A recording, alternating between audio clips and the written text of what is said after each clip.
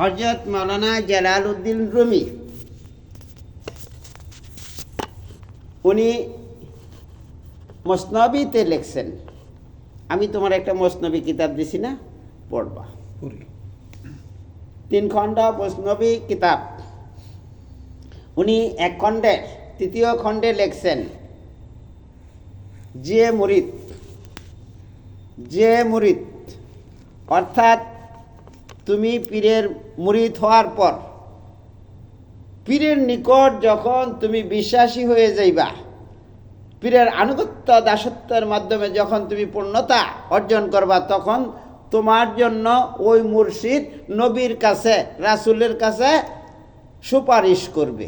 রাসূলের কাছে সুপারিশ করলে রাসূল তোমার উম্মত বলে স্বীকার করবে। রাসূল তোমাকে উম্মত বলে স্বীকার করবে, এর আগে করবে না। এটা দলিল, আমার কথা না, এটা দলিল। কথা বুঝো, রাসূল তোমাকে উম্মত বলে স্বীকার করবে, এর আগে রাসূল তোমার চিন্তা না।